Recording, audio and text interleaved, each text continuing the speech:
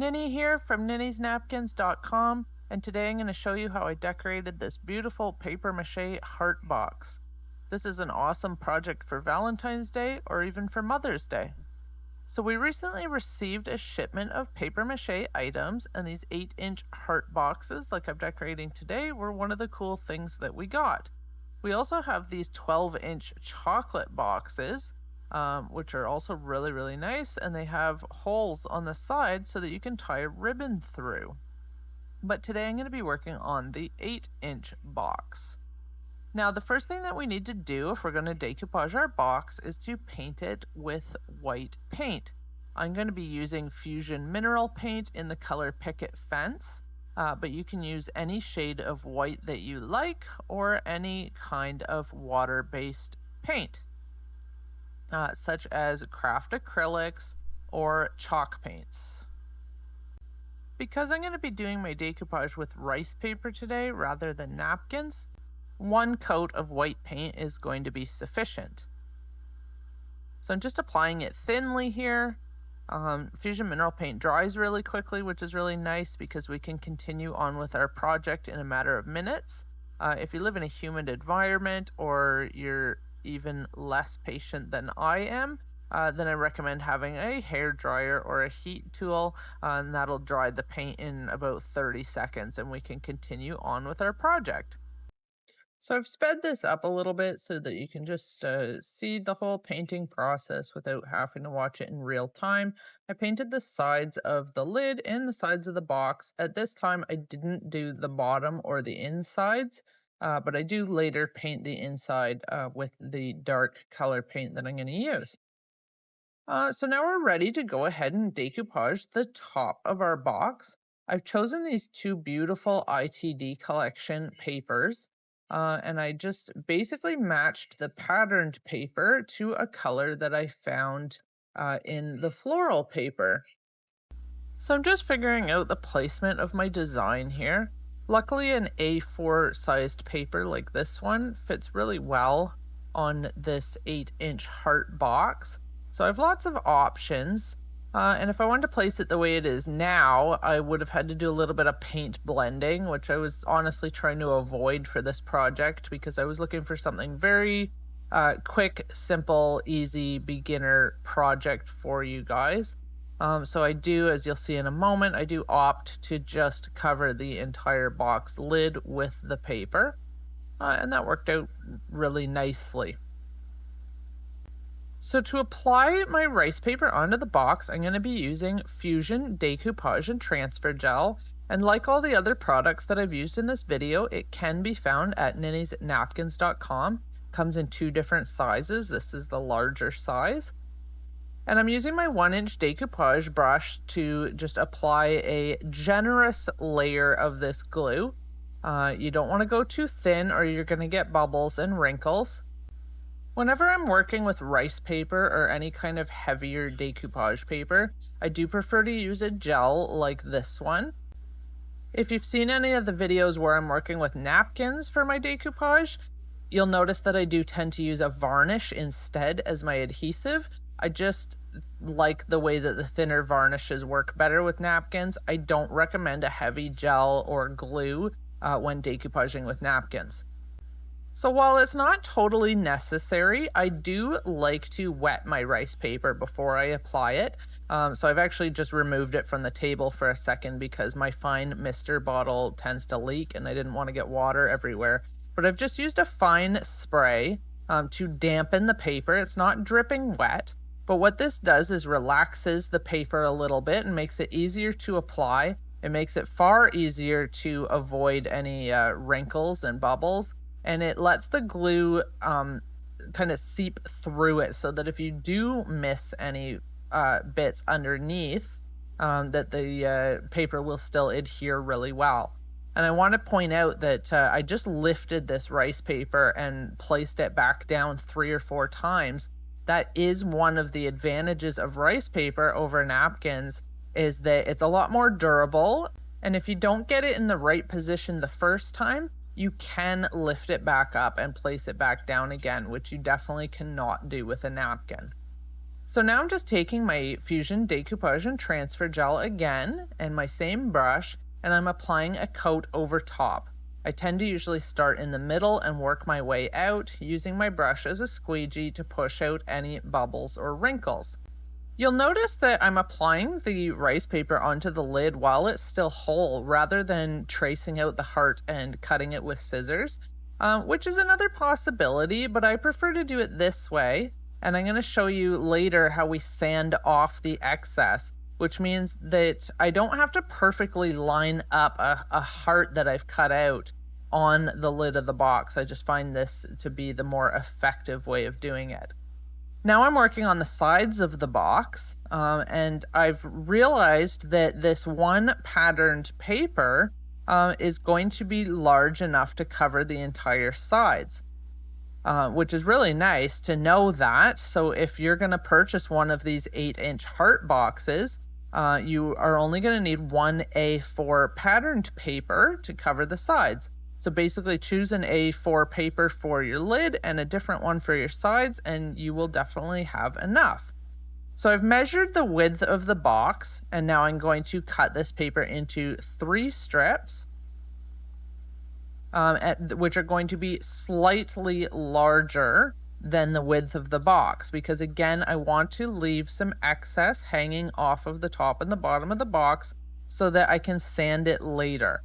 If I tried to cut these pieces exactly the width of the box, for one, there's very little room for error there, and it would be a lot more difficult to line it up on the sides of the box and to place it, and you'd very likely have some of the white paint showing through. So by doing this, by making them a little bit wider, and I had plenty of paper to be able to do that, by making it a little wider, it's a lot easier for me to just place it and then sand off the excess later. So I'm just making my marks. I believe it was just over 3 inches. I think the box was 3 inches tall, so I'm just going a little bit over 3 inches. Then I'm going to use my ruler as a straight edge and just draw lines.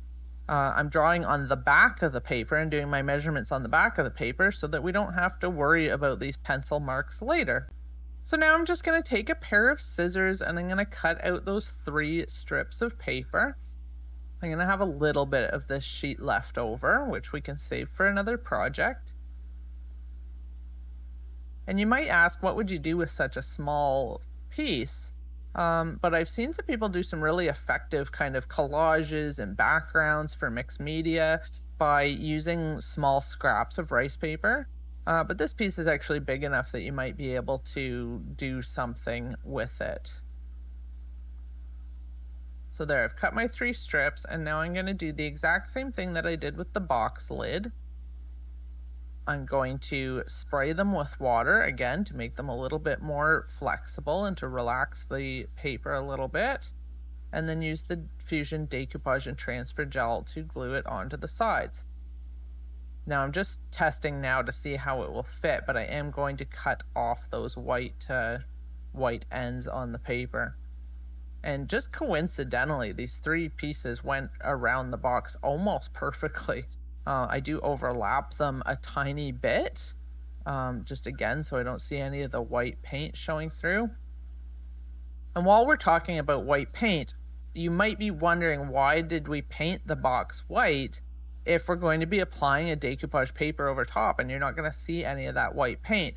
And the reason for that is because I want to get the most out of the colors on these papers. I want them to be as vibrant as possible. Your instinct with a dark paper like this might be to paint the box dark, but that's just going to make your paper darker and your image darker, especially with the image that we put on the lid. Those white flowers would come out quite dark. So the patterned paper on the sides probably wouldn't matter all that much because it has a lot of ink and it's not very see-through. But definitely, yeah, it's just good practice to put a white background behind your rice paper. And it's almost vital when you're working with napkins. So again, I'm just taking my 1-inch decoupage brush and applying a generous coating of the Fusion Decoupage and Transfer Gel.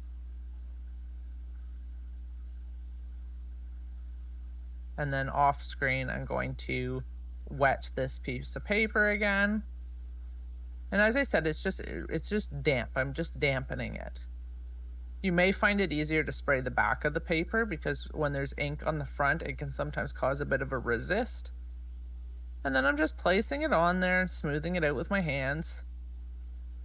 I have to adjust it a little bit. I should have left a little bit more excess on this paper, to be honest. And if I did this project again, knowing that I had about an inch wide strip at the end, I would have maybe done, 3.5 inches wide on these papers. So that's something to keep in mind if you end up doing this same project. And then I'm using my brush with some more decoupage and transfer gel to just smooth out the paper. And this is going to give us a little bit of protection too for this project.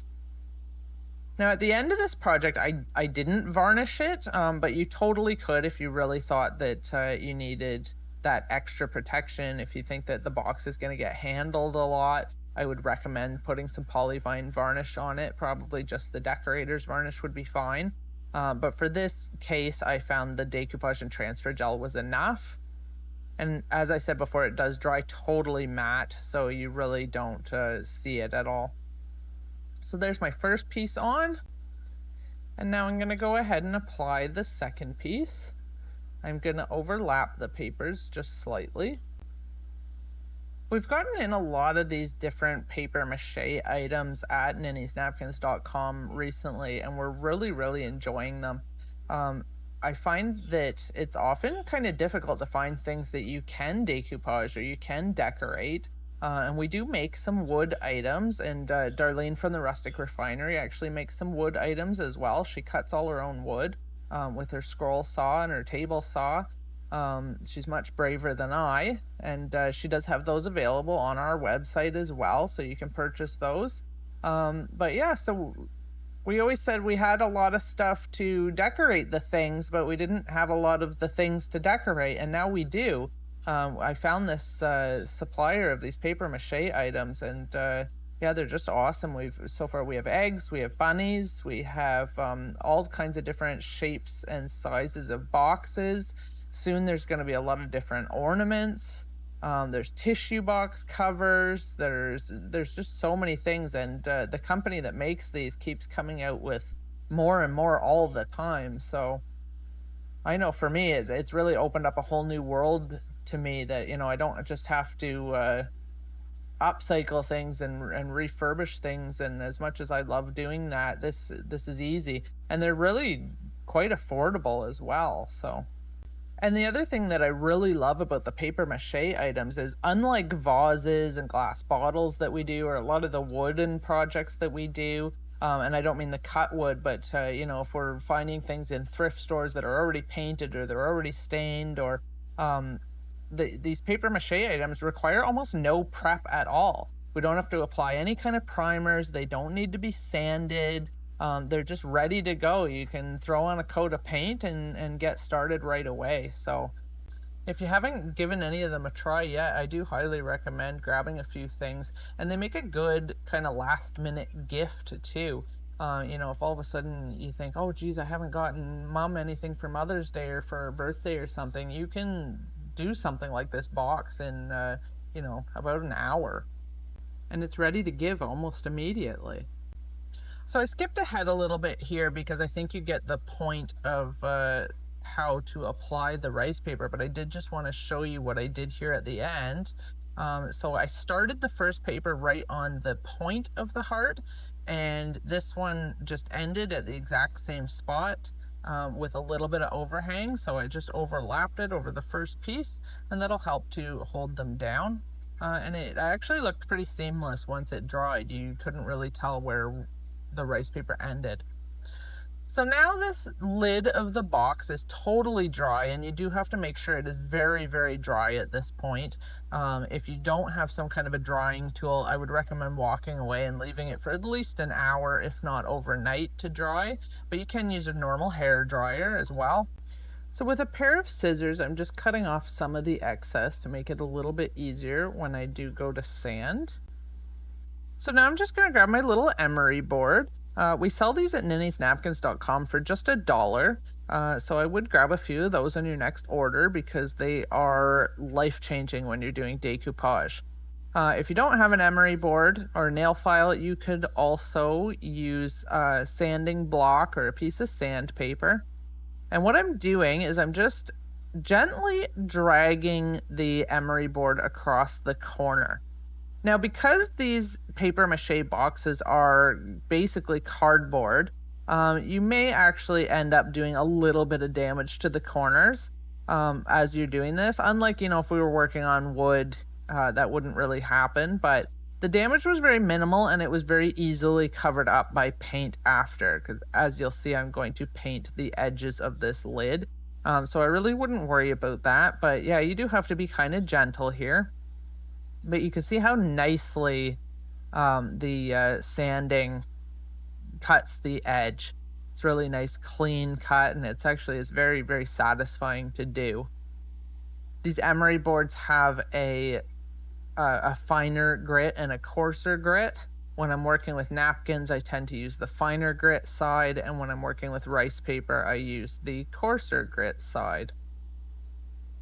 So I'm just dragging it kind of across the edge at a 45-degree angle. It's kind of difficult sometimes to tell in videos exactly what's happening, but that's all I'm doing. And I'm dragging the emery board lengthwise. I'm not rubbing it back and forth on the edge.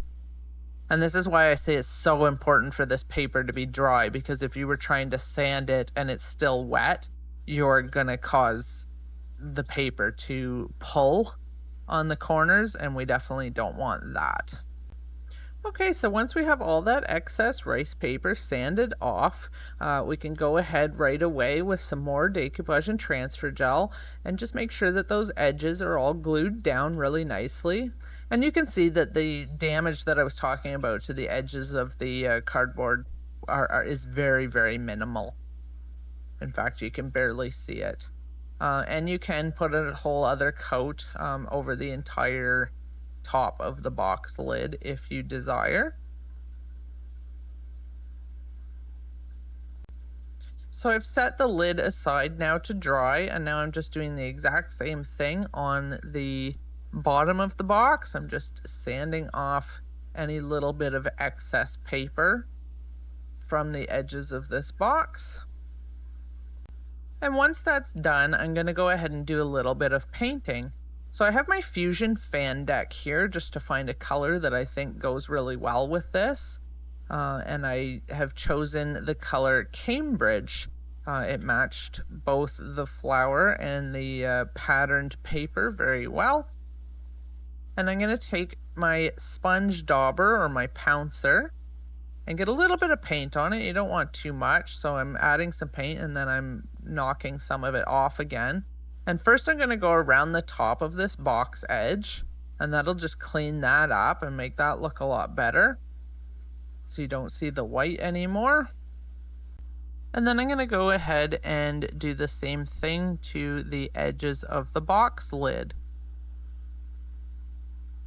I find that using a pouncer or a sponge dauber like this is much easier than trying to use a brush. And I like that you'll see it does actually frame the image on the top of the box a little bit as well, which is a really nice effect. And I'm not applying it too thickly, just putting on a nice thin coat. And again, because Fusion Mineral Paint has such exceptional coverage, I really only needed one coat of the Cambridge. And something I didn't show in the video, I didn't film, later I went ahead and painted the whole inside of the box in Cambridge as well. But for that, I actually used a brush because that was just the easier way to do the inside. And I did the underside of the lid too. So in a moment here, you'll see I'll flip the box lid over so you can see the top of it, and you can see how the sponge daubing framed the floral image. And voila, here are some photos of our finished box. I really hope that you've enjoyed this tutorial and that you've learned something today, and I really hope that you're going to give it a try. Thank you so much for watching, and just as a friendly reminder, All products used in this video can be found at ninnysnapkins.com. Have a wonderful day.